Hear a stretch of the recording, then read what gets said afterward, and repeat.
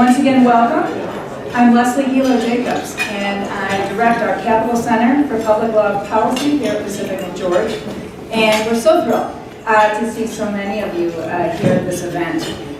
We want to get our speakers up here very, very quickly, but just very, very briefly, what I'm going to do is update you on the activities of the Capital Center and Pacific McGeorge, and specifically how we at Pacific McGeorge are investing in our capital city location. And what we're going to be doing and what we have been doing is offering these products and events that we hope are of increasing relevance to you. And we're crafting and refining our educational program to cement our place as a destination school for students who are interested in what we call capital lawyering, government, political, and public policy lawyering. Just a few highlights of what we've done to update and renovate our programs and activities in the past 2 years. Number one, here we are at the speaker series, and we're very thankful for the support that makes it possible. Number two, we've created a Capital Alumni Board that's been offering advice and input along the way as we've made these changes and updates. Number three, we've revised our capital lawyering curriculum. So we're offering courses that are focused both on the substance and the skills that are necessary to train lawyers to do what you folks do. In the new curriculum, we have a number of exciting new courses. One of them is Introduction to Capital Lawyering, which early on in the law students' careers let them know about all these types of jobs out here that they may not have thought about when they came to law school, or which they thought about, and it tells them what exactly you folks do. We also have a new legislative clinic offered down here downtown, creating real laws, regulations, and legislation, and taking them through the process to make them into law. We have our initiative review that we've had for a long time. We're updating it, making it more relevant, prominent, and earlier so that people can access it and use it to vote. And then finally, most recently, we've been working with the Law Review to update our annual Green Sheets edition. We're moving it, our Green Sheets edition is the edition in which students write reviews of statutes that are enacted into California law. We're keeping it, but we're updating it by number one, putting it on the web, number two, moving its release date up from January to November, and then number three, working very closely with alumni so that each student has a mentor that helps them understand what they should be writing on and get them the information so we can produce a product that you'll want to refer to as you advise people about new California statutes. Those are the highlights. And now I'll turn this over to our Dean, Moots, who will introduce our speakers.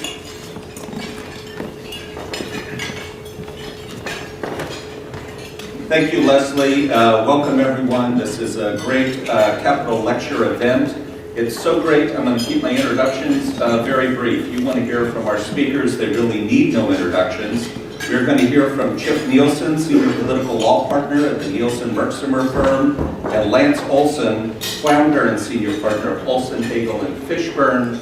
And I'm proud to say both graduates of the University of Pacific McGeorge School of Law. Lance and Chip, the floor is yours.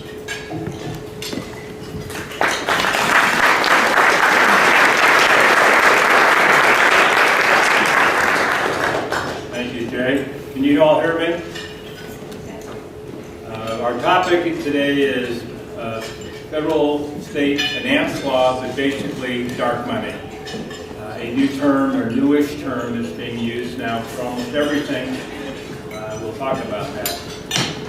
I didn't know much about the term a couple years ago, but then I realized I shouldn't have, because I did go to Google yesterday, and there are only 190 million uses of dark money on Google at the present time.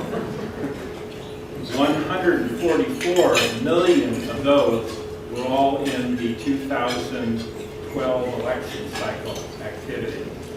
Now, Gary, I don't want to burst your bubble, but FPPC is at 4.7 million, FEC is at 65 million.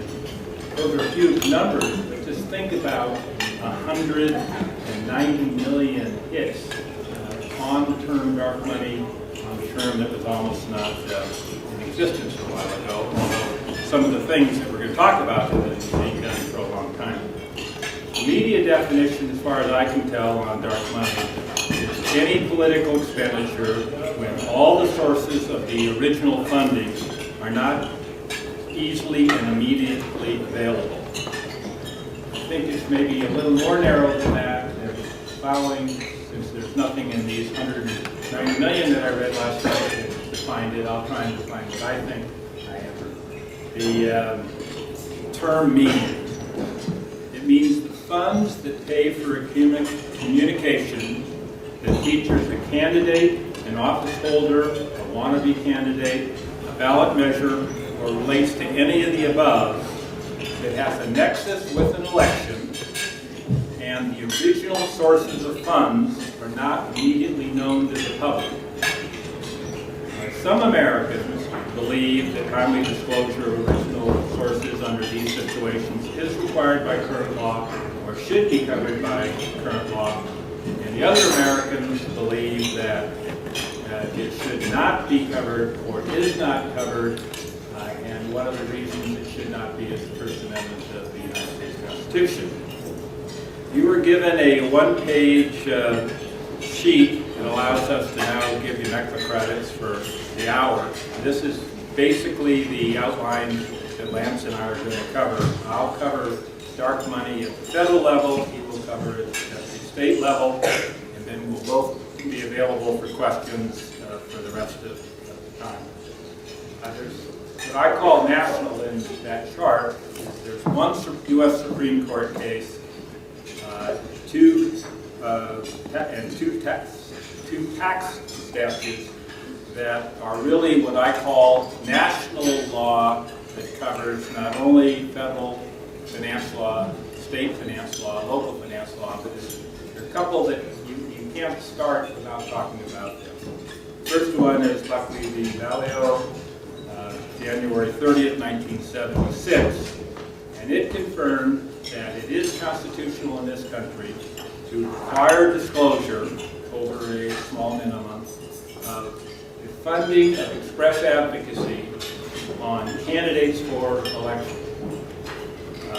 That unfortunately or fortunately, depending on where you sit, turns over to the Congress, to the California legislature, to the Federal Election Commission, and the FPPC, the job of figuring out what the hell that means on various situations, which means you've got to learn what the definition of contribution is.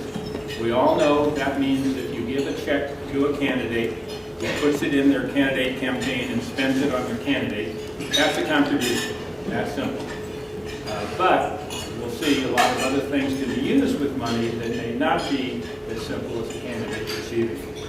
The word expenditure of money, once someone has it, other than the original source, an independent expenditure, and why no one seems to be able to define or understand independence the same way, and issue advocacy, which is everything else that maybe is not disclosable under current law or can't be disclosed because of what its subject matter is, and that relates to issue advocacy when there are candidates or office holders mentioned in communication and when they're not.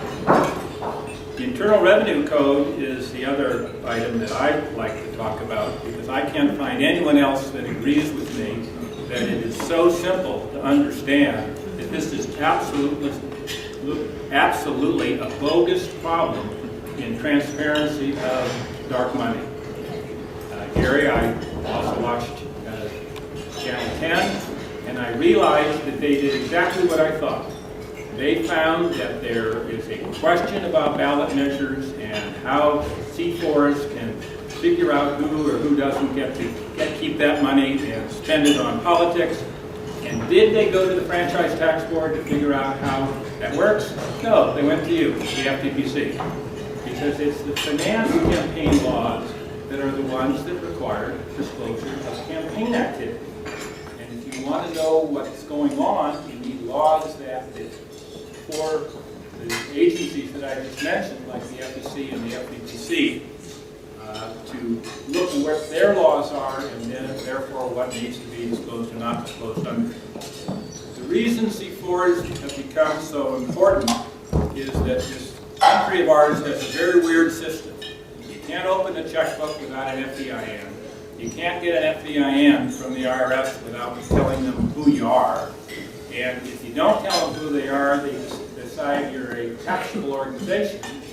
And if you receive non-deductible funds into your campaign committee, and then you spend them on the non-deductible campaign activity that you're allowed to do, conceivably you have just raised $100,000, spent $100,000, none of the second $100,000 is deductible, so you have a profit of $100,000, and you owe $350,000 in taxes. The pesky IRS did do that in the early 70s to a couple campaign committees.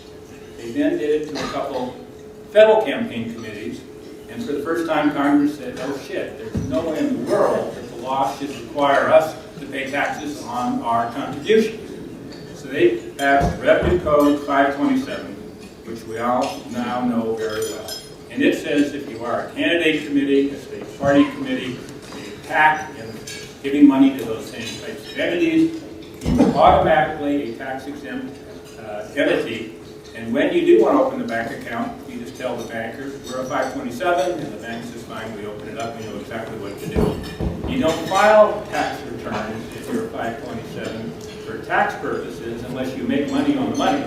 So if you do invest your revenue and you have to pay some taxes on your savings account or whatever, you do that, but you don't file anything like originally with the IRS. You file it with the ethics agency. But for some reason, we all now know that if you open a 501c4, the disclosure doesn't exist except privately to the IRS. That's exactly right. That's true. The IRS needs to have that information according to Congress to figure out if there's some taxes that are required to be paid.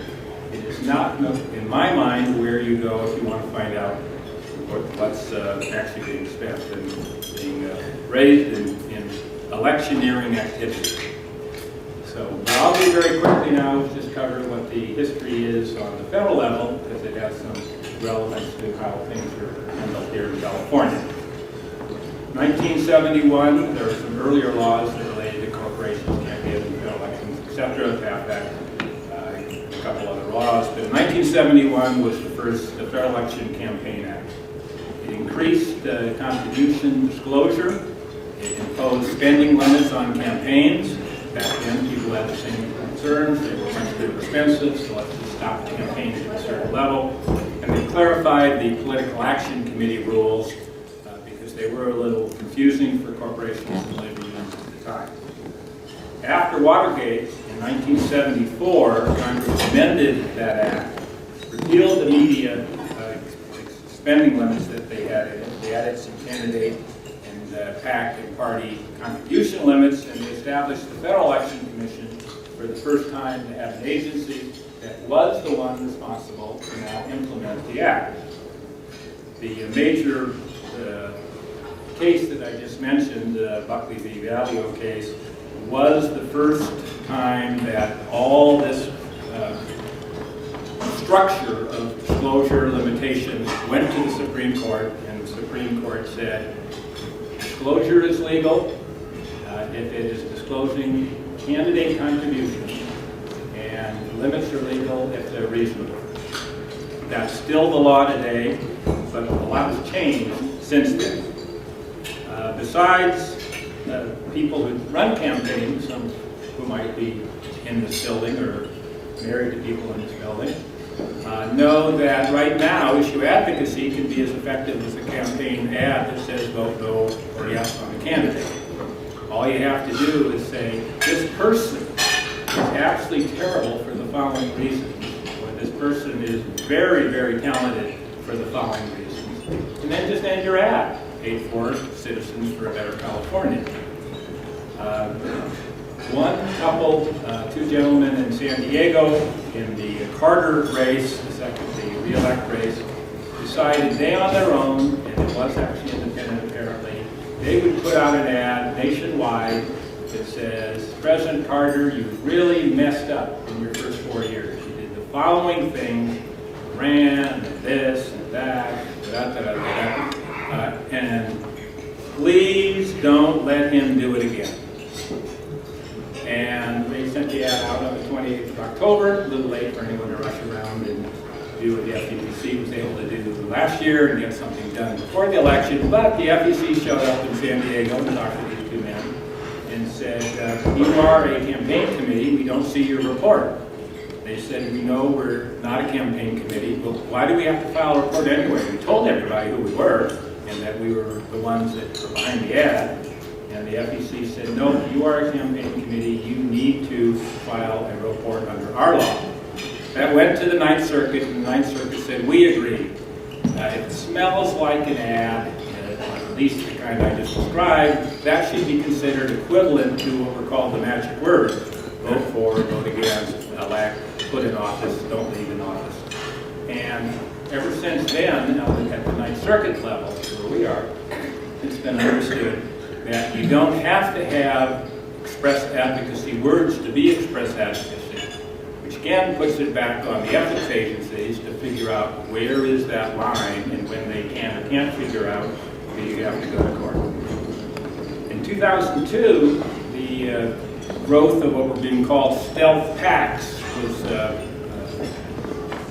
expanding, and a lot of people were putting money into checkbooks and disclosing them. In Virginia, that had a no contribution disclosure requirement on their campaign committee. So everyone went to Virginia, they opened up a checkbook, they put the money in, they didn't disclose anything, and then they spent the money all over the United States, saying, we file our reports in Virginia. Congress said that's not going to work. We need for everybody that is in good states or bad states from a transparency purpose to file adequate reports. Okay? Congress said, this is back when Congress talked to each other and actually passed laws. Let's do it. Let's have a national law that covers everybody, right down to local folks. And let's have them file reports. Now, where in the frig should we have them file? Because that's a lot of reports. And the Federal Election Committee is used to congressional and presidential, but they're not really used to that, and they should stay on their own side. Who in the U.S. government has thousands and thousands of reports? IRS. Great idea. Let's amend 527, which is already there, that says this is a non-deductible or non-taxable entity, and say anyone that's a 527 has to file a report with the IRS. And they put in more stringent penalties than any of the ethics officer agencies had at the time. Scared the bejesus out of everybody. Everybody started filing these reports, and IRS said, why are we getting all these reports that we can't even understand, figure out? Besides, we're getting complaint letters from people like in California that say, do you realize we filed with the FPPC, Secretary of State, a much more detailed report than is required for the IRS. So they scaled back that law. It's still part of the law that you have to worry about the IRS as a filing agency besides an ethics agency.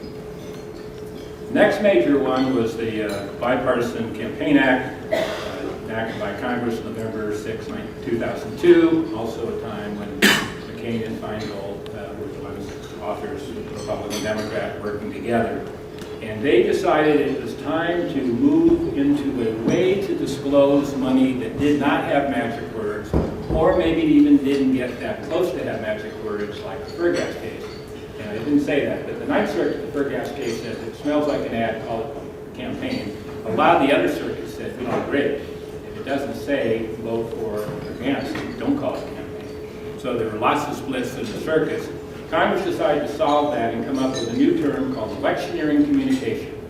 And what that means is if it's pretty close to an election and the person is on the ballot, that person triggers you, the people that want to talk about some issue, coincidentally, 30 or 60 days before the election, need to file a report and not say if you're supporting or opposing the candidate, but you mentioned the candidate during the last 60 days of a general election, 30 days for the primary election. And you got to disclose where you got the money to pay for the ads. Didn't work terribly well because it then got sent to the FEC. The FEC has to implement it. FEC is purposely set up as a 3 Republican, 3 Democratic group. What happened then was he stalemated on the definitions, and it just kind of lagged. The way the current definition is set up, supposedly, I still can't quite figure it out, is that if you do electioneering communication, you always have to disclose your expenditures. But you only have to disclose your contributors for those contributors who look at an ad you're about to run and say, I love that ad, please run it, and here's my check. Which meant all the groups that started doing this said, do not tell me that you love my ad and that you want to have me run it. Tell me that you love me, give me money, and trust me, because I love this ad. And that's where the FPPC is not, which meant that there's not much transparency. Washington Right to Life came, another U.S. Supreme Court decision, saying, look, there really is some issue advocacy that could have effects on elections, but the content is obviously for some other purposes too. Senator Feingold, please take the hold off of the confirmation of the U.S. judge in your district that the president wants to get appointed. And can you say that right up until the day of Feingold's election? And the reason they chose Feingold was at that point in time he wasn't going to lose no matter what. So it wasn't really going to affect the election, but it was a perfect test that said, could you say an ad like that right up to election day and after election until Mr. Feingold decided to let the president make his appointees. So that changed it a bit, but it also blurred the line even more, which means the FPPC has to be worried about this. Then came Citizens United, and I'm not going to talk about that right now because I'm going to talk about it in order. But before Citizens United, we had this confusion with electioneering communication. When Citizens United occurred, immediately there was a question of how do we fill up and get the right reports done. And Congressman Van Hollen filed a lawsuit that says, I think the courts have to tell the FEC that you have to disclose all your donors all the time. Am I too far over? Okay. So Van Hollen, which is an interesting case because it's not over yet, said, come on, let's have all donors disclose all issue advocacy type ads close to election all the time, and none of this funny stuff about, well, it's got to be earmarked to a specific ad. District Court, District of Columbia agreed. Court of Appeals in District of Columbia disagreed with Janice Roger Brown on the side that disagreed and said, it's not our job to have the district court decide until the FEC has its second chance, now that they know we care, to decide. So amazingly, on September 18th of last year, the district court, appellate court in the District of Columbia, stayed the district court rulings, and therefore, during the election last year, from the 18th of September through election day, there was no disclosure of donors on issue ads because they locked in the old law. The most recent hearing in that case was just this October 15th in the district court, and no one knows what's going to happen. What will happen, they tried the Disclose Act in Congress that says if we can't get you to disclose the donors, why don't we have you at least put your donors on the ads? Kind of disclosure for these donors, obviously. That's stymied, and they're not sure how they're going to handle that one. Citizens United, last case, has two parts in it. Everyone knows it has two parts, or they don't, because everyone seems to think it only has one part, or the wrong answer for two parts. Plaintiff asks for two things. If it's truly independent, can't a corporation or a labor union use their First Amendment rights to say who they support or oppose in campaigns? But that means Safeway says, we like Barbara Boxer. And they tell everybody that, which means a quarter of the people in California now will go to Safeway, 3/4 of the people will come and buy more food. And the same thing maybe with labor unions. The second request was, and this over a disclosure, the kind of Prop 8 disclosure, incrimination, people getting caught, should be considered unconstitutional. So in Citizens United, the court said, we have agreed that corporations and unions can do independent expenditures defined by the FPPC, which didn't define them. But we disagreed that it should be secret. All super PAC contributions are required to be disclosed. For example, notwithstanding half of you, I think, in the room think super PACs are PACs that don't have to disclose their contributions. They do. Because the Citizens United case said that. But Citizens United did not say, but Speech Now, a couple months later, said, hey, if it's not unconstitutional to, if I can't corrupt somebody when I'm not giving it to them, then can I put it in a checkbook with the other people that aren't being corrupted by being independent too, and put it in a checkbook and have a PAC, and use that now called super PAC to do independent expenditures. Had it truly been independent, we might not have thought it was so terrible, but the FEC was again deadlocked, and they said independence means you can do anything you want, but you can't know what the candidate that you're helping wants, which is real simple. The president, his independent expenditure PAC, and Rami his told the PAC, do not tell me what you want. But I'll be glad to fundraise. And, I'm happy that you're telling everyone that you're PAC for my side of this race. And if you don't know what you should be doing, please just turn on C-SPAN and learn very quickly what I need. So we went through the 2012 races with no independence truly, but supposedly a system that would have required disclosure of dark money had the administrative agencies that were responsible for doing it to actually do it. They didn't, and Ryan will tell you what they did in California.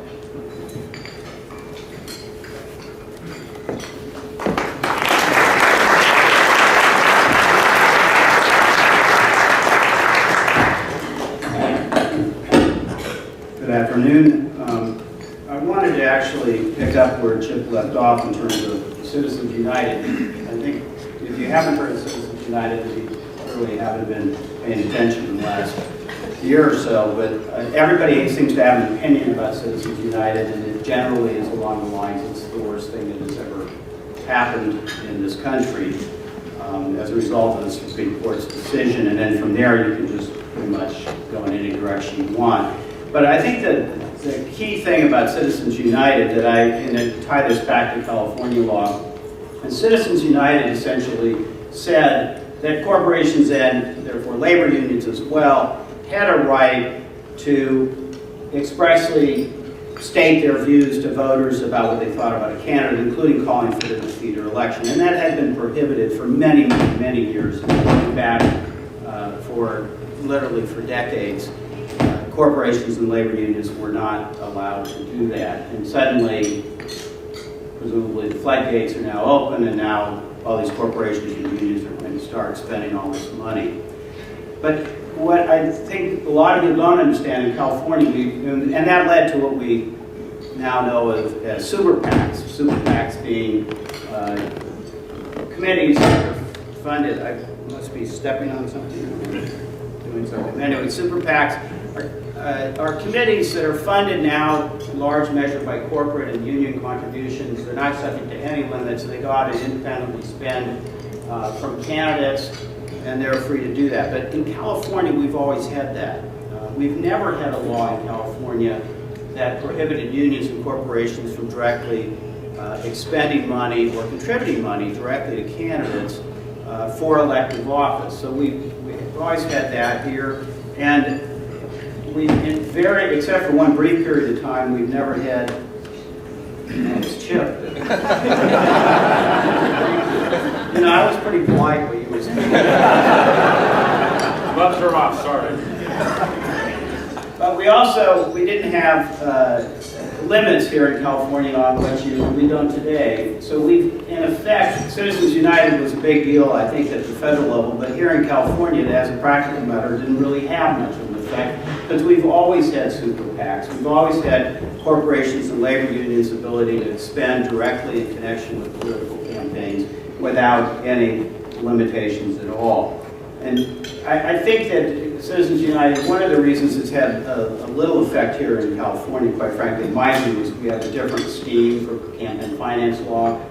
One of which we don't have at the federal level, contrasts, I think, starkly at the federal level, is the political parties, the Republican Party, the Democratic Party, and the minor political parties, actually have a great deal of latitude here in California for expending money. For example, they are not restricted on how much they spend in coordination with candidates to assist those candidates to get elected. That is contrast sharply with federal law, where there are substantial limits that are imposed upon political parties. The result of which, I think, is that there's a certain amount of pressure for money which, at the end of the day, is fungible and is going to find its way into the political process to go elsewhere. And in California, a lot of that money flows into the political parties. At the national level, it flows in different directions in different ways. I did want to talk for a few minutes about California law, and again, maybe contrast it. In many ways, the laws here in California are similar at the federal level. California has one, I think, of the most comprehensive disclosure statutes in the country, if not the most comprehensive. One of the reasons that Nielsen Bergsma as a law firm exists and Olson Hagel and Fishburne exists is because of the complexity of these laws. I tell people all the time, it's easy to fill out a campaign report. What's not easy is to figure out when you have to actually file that report and all of the myriad of rules and regulations that flow from that.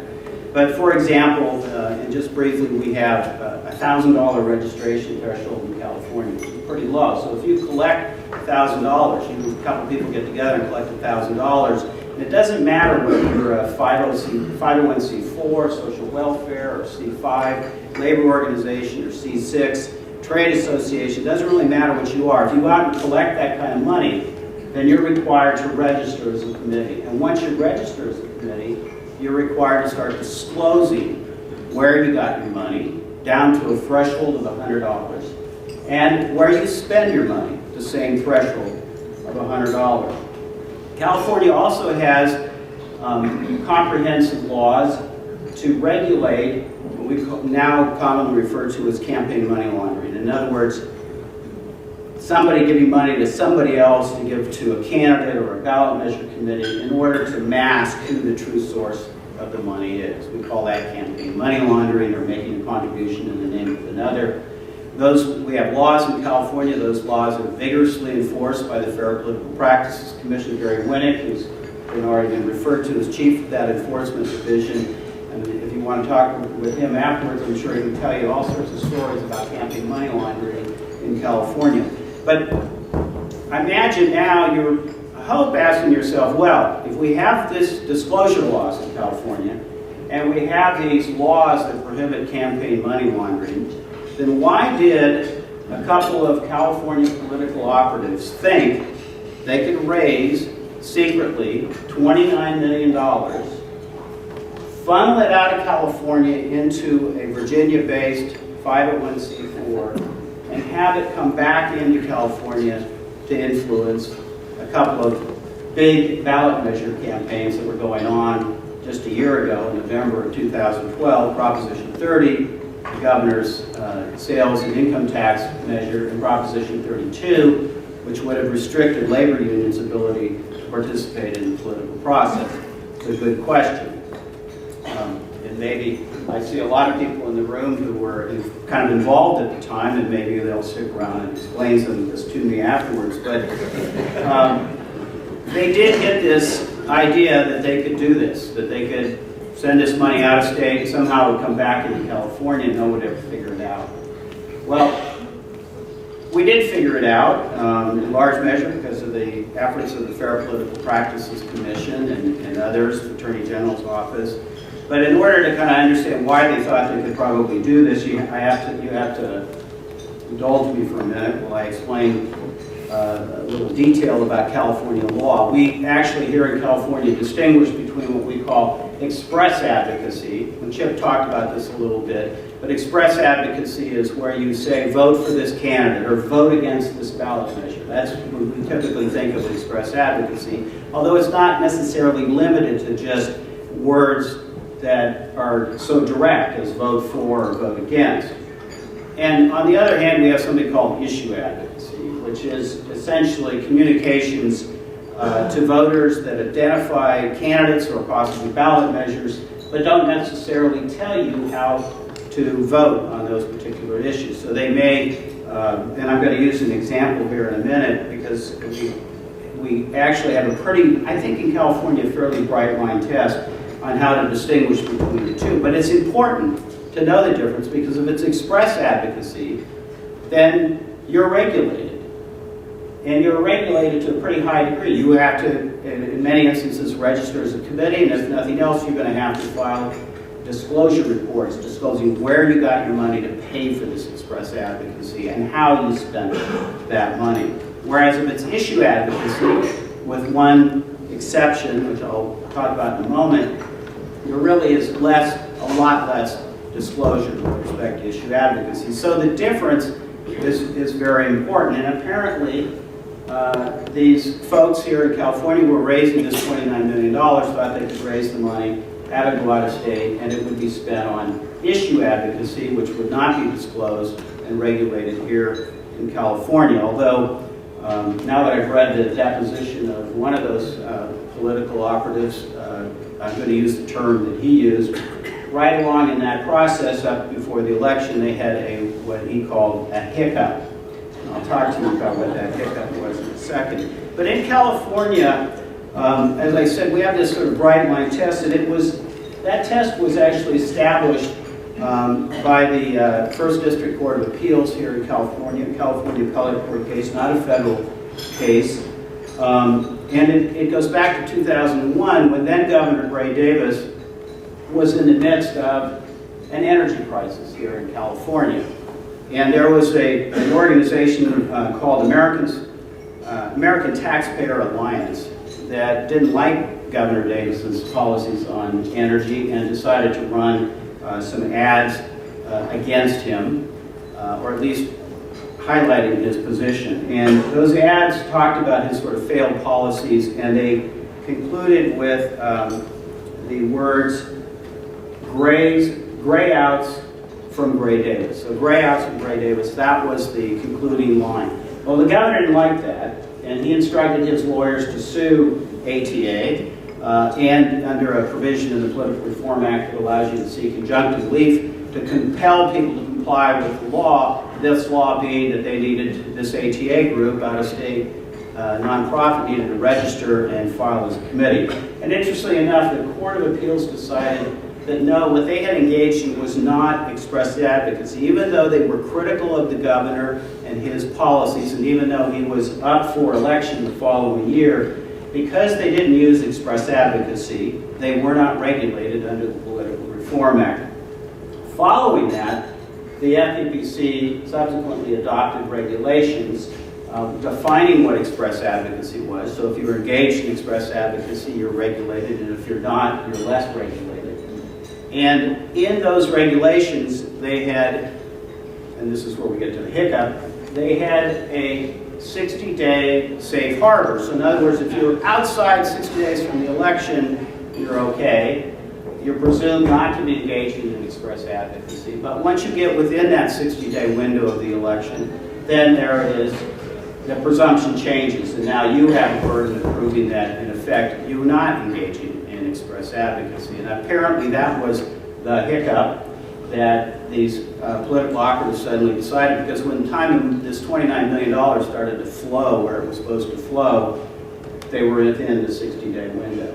And so the plans had to change. Evidently, the plan was to make a contribution, which we call unearmarked, meaning that here's $11 million, or here's another $4 million, use it for whatever you want to use it, and just keep your fingers crossed and hope that that money might find its way back into California. Well, it's hard to believe, but in fact, that's what had happened. The money, but it didn't go straight there. It kind of went from Virginia to Arizona, and then to another Arizona group, and then it came into California to a political committee that was set up to try and defeat Proposition 30, the governor's tax proposal, and pass Prop 32, the anti-union proposal. And it $11 million contribution arrived on the doorstep of this committee.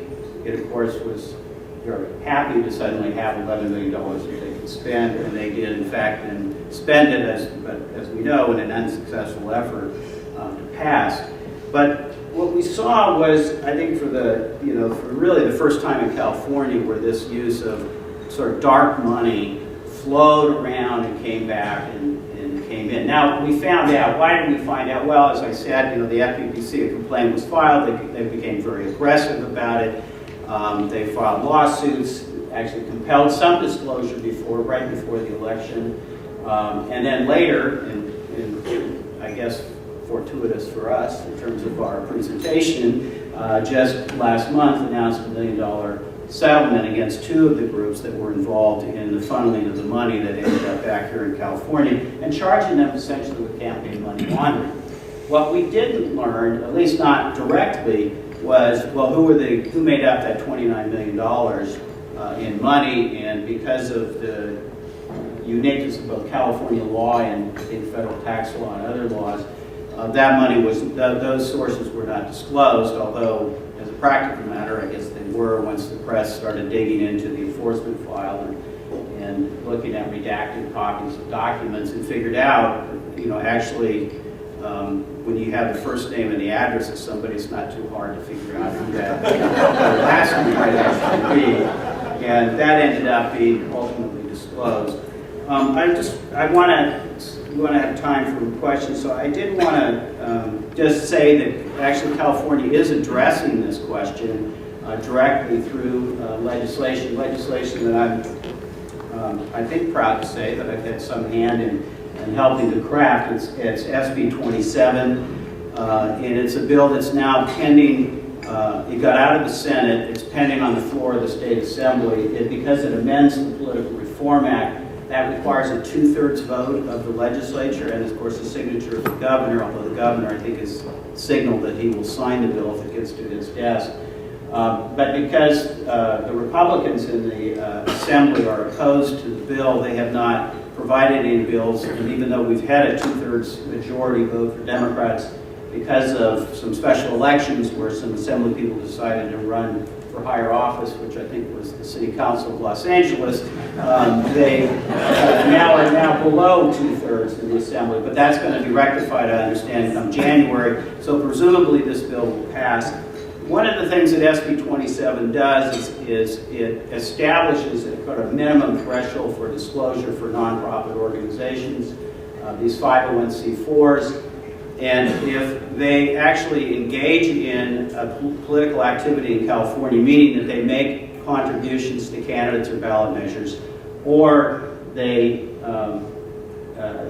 make independent expenditures for ballot measures or candidates in California, and they get to a $50,000 threshold, then they have to disclose where they got the money from. They do that on an accounting method. If there's any accountants in the room, called LIFO, last in, first out, but there's a mechanism for determining what donors, and they have to disclose basically the last $50,000 or however much they spend in California to get to the source of it. And if it turns out, as it did here in the Arizona, Virginia money laundering case, that another nonprofit is part of that $50,000, then SB 27 reaches into that group and requires them to make the same kind of disclosure. So if SB 27 becomes law in California, it will be, I think, the most comprehensive campaign finance disclosure law in the country. And with that, I think Chip and I are prepared to take questions. I'm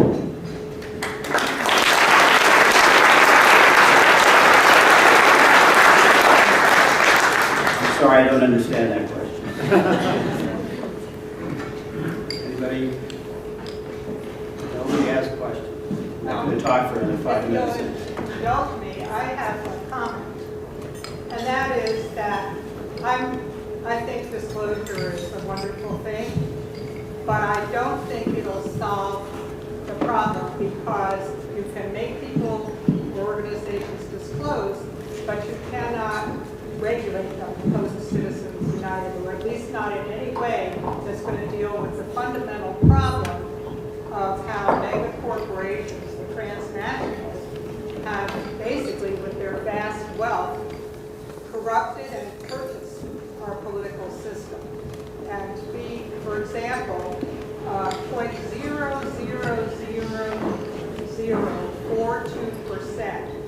accounted for 60% of the super PAC money in the 2012 election cycle.